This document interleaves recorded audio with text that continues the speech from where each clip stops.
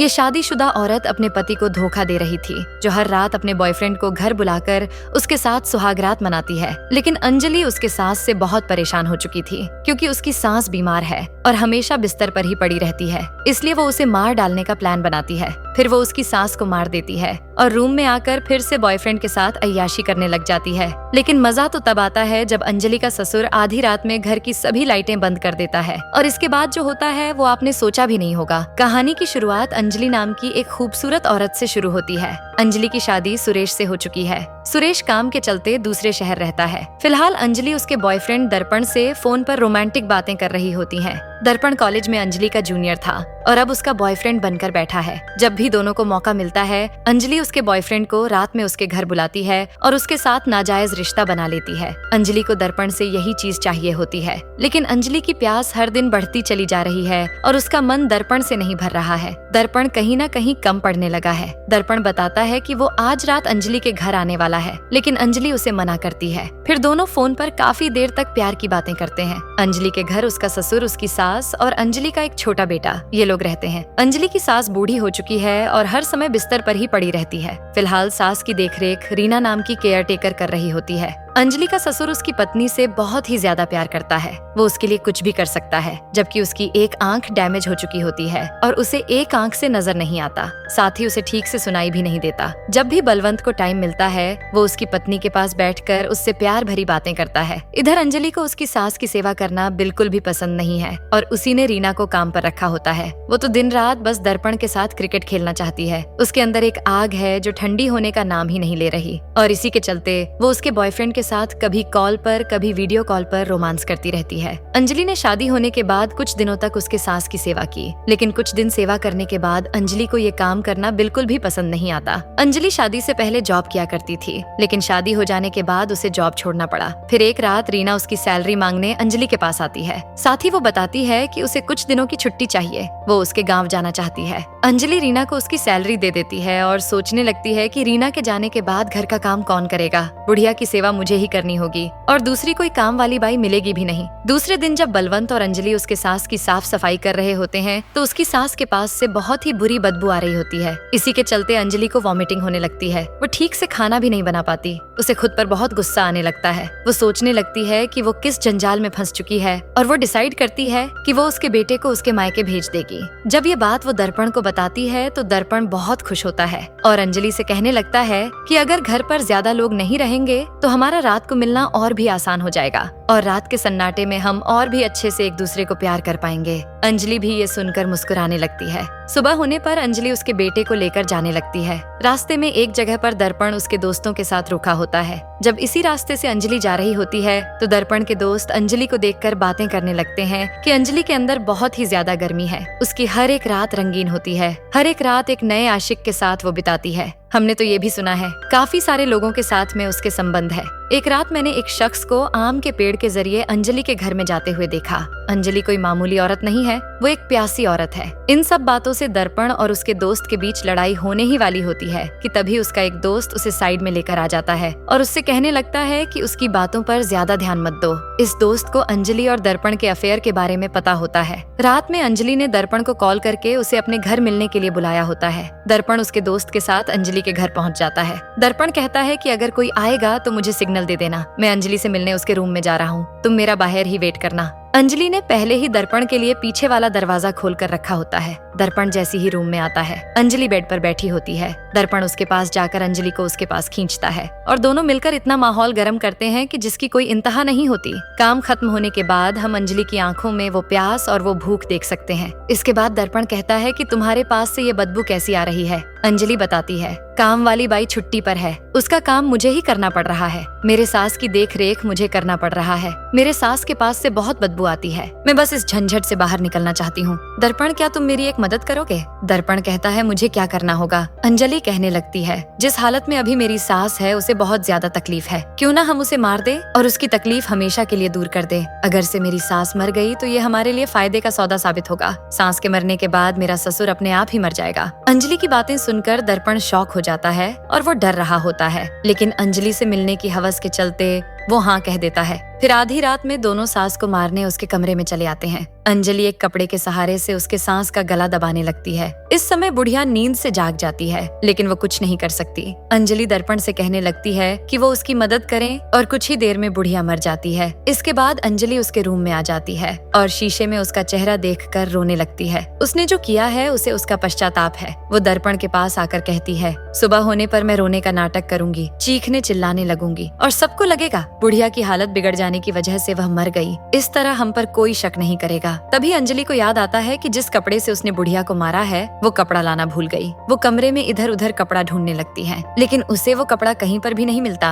उसे बलवंत पर शक आता है कि शायद उसने उस कपड़े को लिया हो, लेकिन जब वो बलवंत के पास जाती है तो देखती है कि बलवंत तो आराम से सो रहा होता है। ऊपर से उसे ठीक से सुनाई भी नहीं देता। अंजलि सोचने लगती है कि शायद उसने वो कपड़ा कहीं पर रखा हो और भूल गई हो। इस टेंशन से बाहर आने के लिए ये दोनों दोबारा एक दूसरे के करीब आते हैं। अंजलि उसके शरीर को दर्पण के हवाले कर देती है और दर्पण उसके अंदर की गर्मी शांत करने लग जाता है। इसके बाद रात में ही अंजलि दर्पण को घर से बाहर भेजने लगती है। दरवाजे के पास आने पर वो देखती है कि किसी ने दरवाजे को बाहर से बंद कर दिया होता है। अंजलि को लगता है शायद उसके ससुर ने बाहर से दरवाजा बंद किया हो, लेकिन दूसरे दरवाजे के पास जाने पर ये भी दरवाजा बंद होता है। अब अंजलि को लगने लगता है कुछ तो गड़बड़ है और घर की लाइट भी किसी ने बंद कर दी होती है। लाइट स्विच भी काम नहीं कर रहा होता। फिर जब अंजलि सीढ़ियां चढ़कर कमरे में देख रही होती है तभी एक दरवाजा अंजलि के सर पर गिर जाता है और वो नीचे गिर जाती है और जख्मी हो जाती है। अंजलि की चिल्लाने की आवाज सुनकर दर्पण उसके पास जा ही रहा होता है कि तभी उस पर भी कोई हमला कर देता है। दोनों भी बुरी तरह जख्मी हो चुके हैं।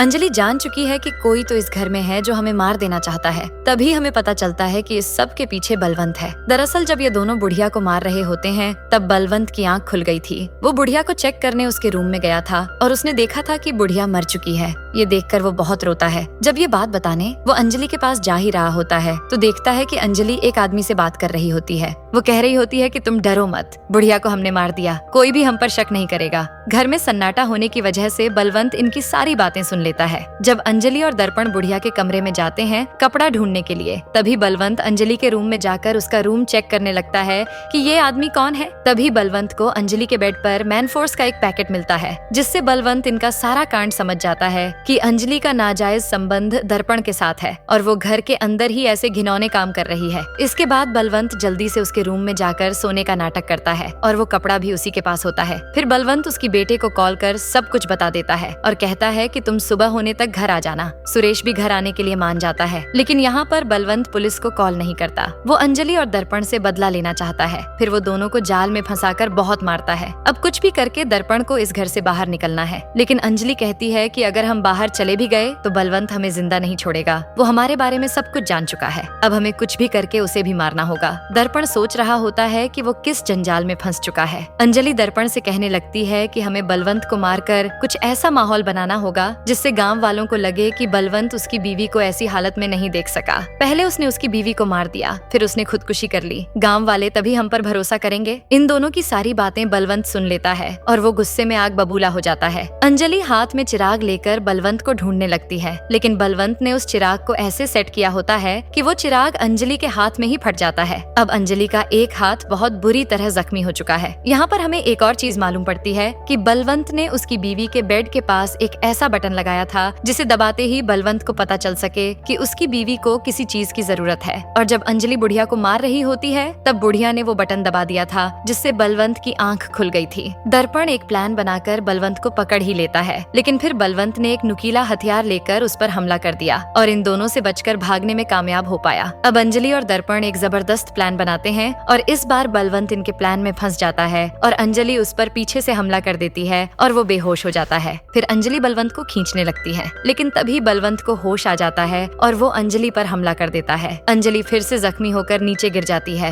वो दर्द के मारे अब तड़पने लगी है। मौके का फायदा उठाकर बलवंत इस बार भी भाग निकलने में कामयाब होता है। अंजलि ये चूहा बिल्ली का खेल अब हमेशा के लिए खत्म कर देना चाहती है, इसलिए वो केरोसिन का डब्बा हाथ में लेकर बलवंत से कहने लगती है, अगर तू सामने नहीं आया तो हम तेरी बीवी को जला देंगे, फिर तू छुपते ही फिरना, क्योंकि तेरी बीवी की आत्मा शांत नहीं होगी। ये सुनने के बाद बलवंत उनके सामने आ जाता है। फिर दोनों मिलकर बलवंत को बहुत मारने लगते हैं। बलवंत इस समय भी कह रहा होता है कि मेरी बीवी को छोड़ दो, उसे कुछ मत करना। इसी दौरान बलवंत दर्पण के पैर पर मारकर उसे दूर करता है और अंजलि की आंखों में उंगलियां चुभा देता है और जल्दी से कमरे में आकर पुलिस वालों को कॉल कर सब कुछ बता देता है। इधर जब अंजलि उसके रूम में आती है तो फोन की कॉल हिस्ट्री देखने पर वो समझ जाती है कि बलवंत ने पुलिस को सब कुछ बता दिया। अब कुछ भी करके पुलिस के आने से पहले इन्हें बलवंत को मारना होगा। इसलिए अंजलि दर्पण से कहने लगती है कि बाहर तुम्हारा दोस्त है, उसे अंदर बुलाओ। दर्पण कहता है वो अंदर कैसे आएगा, सभी दरवाजे बंद है। अंजलि कहती है उसे कहना घर के पीछे जाकर आम के पेड़ के जरिए घर के अंदर आए। ये सुनकर दर्पण के सब कुछ समझ में आ जाता है। वो जान जाता है कि उसके दोस्त सही कह रहे थे कि अंजलि के कई मर्दों के साथ संबंध है और मेरा बस उसकी आग शांत करने के लिए वो इस्तेमाल कर रही थी। इसी बीच हम उसके दोस्त को देखते हैं जो घर के अंदर आ चुका होता है और इन दोनों को देखकर वो कुछ समझ नहीं पाता। तभी वो बलवंत को देख लेता है और उसे सब कुछ समझ में आ जाता है कि इन दोनों की ऐसी हालत बलवंत नहीं की है। वो एक चाकू लेकर बलवंत को मारने जाता है। बलवंत ने पहले ही जमीन पर तेल डाल दिया होता है जिससे उसका पैर फिसल जाता है और वो भी जख्मी हो जाता है। फिर बलवंत उसके दोस्त के सर पर वार कर उसे मारता है। अब अंजलि काफी ज्यादा डर जाती है। वो जल्दी से उसके रूम में जाकर उसके हस्बैंड को कॉल कर बताने लगती है